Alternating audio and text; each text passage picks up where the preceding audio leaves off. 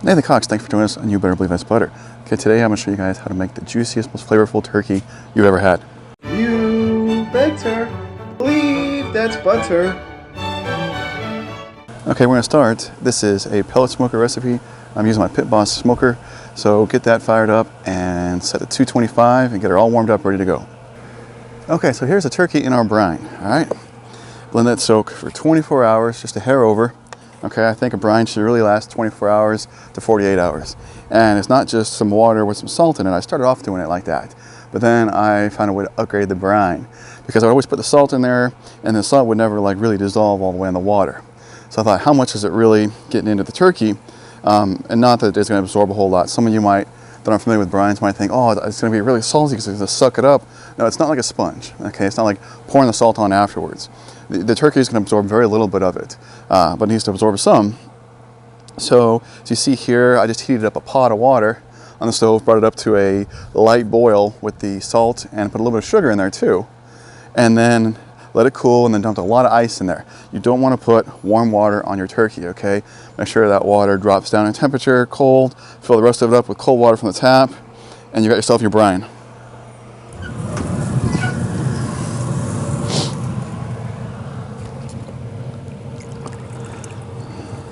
And it also didn't hurt that the turkey had a little bit of ice still inside of her when we started the brine. Okay, now we're going to do a couple things to prepare the turkey to get it started on its smoke, okay? This is how you probably normally see it, like through Thanksgiving or Christmas dinner in the roasting pan, right? Breast side up. It makes it brown really pretty, stuff like that, but it's not the most flavorful way to do it. I've always done the bird the other way down. Doesn't look as pretty, but the juices will flow towards the breasts, okay? But we're going to start off like this to do two things. I've got 2 apples here. Just cut them in half. We're going to throw them into the cavern there. Doing that to help with moisture and to also help it to cook even. So it's not just an empty cavern. Now also with moisture, I've got this little tin here filled with water. So it just helps the humidity inside the smoker while we're working on it. Okay? Okay, now I made this mixture, which is basically just vegetable oil or canola oil with coarse ground kosher salt and black pepper. And we're going to coat the bird. This is going to help get a little bit of flavor, keep it from sticking to things, and it's going to keep that skin from drying all up and shriveling.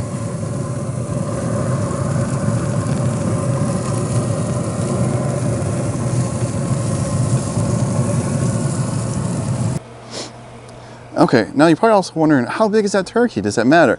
Well, I find that it kind of does. That's a 13-pound turkey, and I find 12 to 15 pounds is being right there in that sweet spot.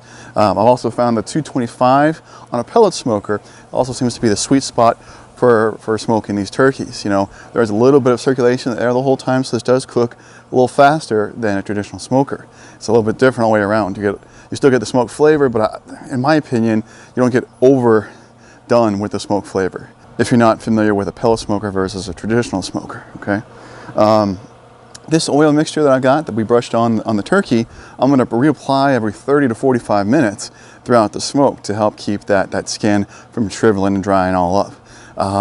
And on this size of the turkey at that temperature, it's about a 5-hour smoke, okay? So nice afternoon smoke, you can start it right at lunchtime and be ready for dinner. We are gonna let the meat rest. At the end of this thing, as I go, we're going to be rotating her as I check it and stuff like that. And then we will let it rest for probably a good 45 minutes before I carve her up.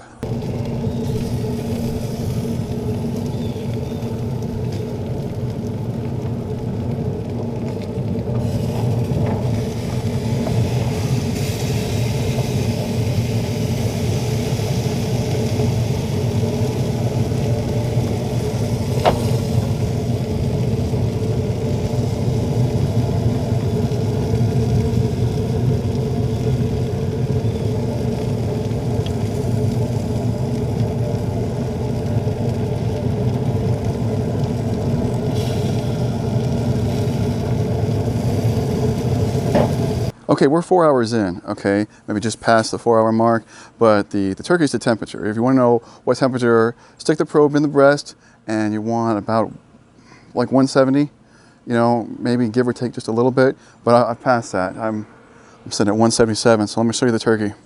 Okay, now she looks beautiful. She's very pretty there looking. Now you can also probe in the thigh, but the thigh is generally going to be about 10 degrees hotter than the breast. So if you're 170 on the breast, you're about 180 on the thigh, but I always find that the breast is just a more reliable spot to get your temperature from.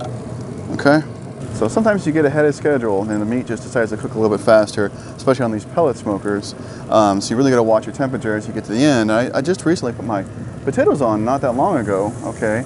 I think the regular baked potatoes only been on for an hour and the sweet potatoes only been on for a half hour. But I got to get this puppy off, which it's okay because the meat needs to rest anyways. It's really good to let it rest for at least 45 minutes, if not an hour. So it's okay that the turkey's done early. I'm going to show you what I'm talking about resting. All right, so got your silicone gloves, and we're just going to take her over to some butcher paper over there. It's unwaxed butcher paper ready to go. Well, it was ready to go. Damn wind. All right, this is just brown butcher paper. It's unwaxed, but that's what we're going to wrap her in so she can still breathe, but help keep the juices.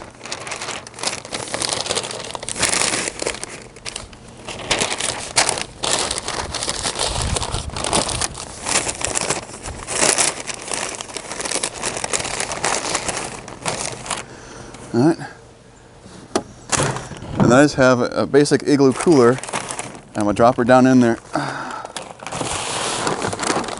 Okay, and I'm gonna leave her outside here. The cooler will keep her warm, and then we'll add the potatoes to it later.